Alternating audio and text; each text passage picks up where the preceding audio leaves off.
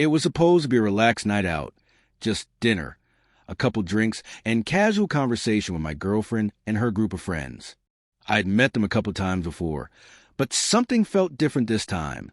The atmosphere shifted as soon as we sat down. I could feel the tension in their glances, the stiffness in their smiles. Then the jokes began, subtle at first, then sharper. They poked fun at my job, mocked my clothes, and mimicked how I spoke. I tried to laugh it off, assuming I was overthinking. But then she joined in. Not just joining, she escalated it. She shared embarrassing stories, exaggerated mishaps like when I botched a small repair or got nervous around her father. Things I thought were private. Each laugh stung. I kept waiting for her to throw me a lifeline, to say she was joking or defend me. But she didn't. She kept going, playing to the crowd. It hit me then. She was trying to impress them, and I was a sacrifice. I quietly excused myself and went to the restroom, staring at my reflection in the mirror. I took a deep breath and tried to calm the storm brewing inside.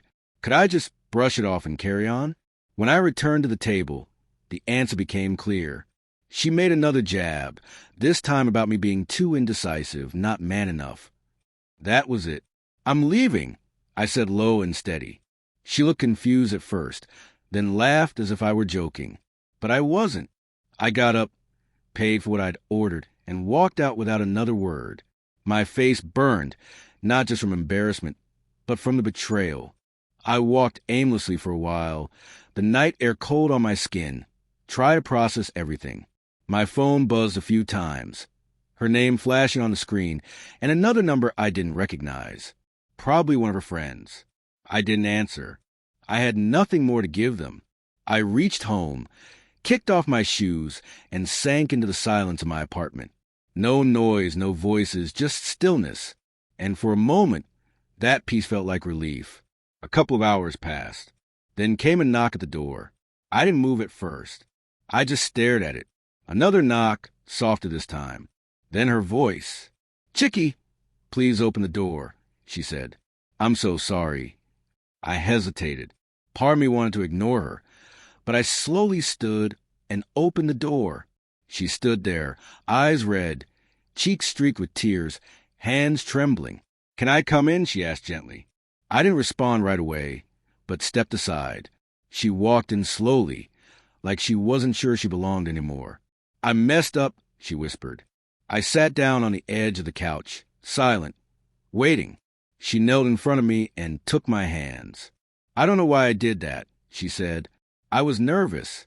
I thought if I laughed with them, they'd accept me more. I didn't realize how far I was going until you left." I stayed quiet, staring at her, conflicted. I wanted to believe her. I wanted to believe it wasn't cruelty, just insecurity. She continued, her voice low. "When you walked out, they laughed again. But I felt sick.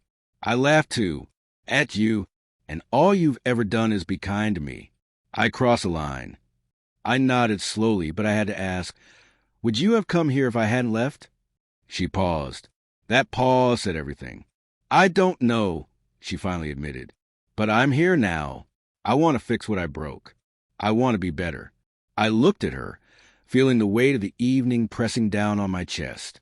"I don't want to be a joke to my own partner," I said. "I want to feel respected, not used for laughs." She nodded, wiping her face. "I know. I hear you. I'll earn your trust again if you'll let me." There was no big moment after that. No hugs or long speeches. Just a quiet understanding that something meaningful had been damaged, but maybe not beyond repair. I told her I needed time. She didn't push. She understood. She left without another word, no drama, just a quiet goodbye. I stood by the door after locking it, listening to the silence once more. It felt heavier now, but also honest. Part of me wanted to trust her again. Part of me held back. And maybe that was fair. Sometimes leaving the table isn't giving up. It's standing up for yourself.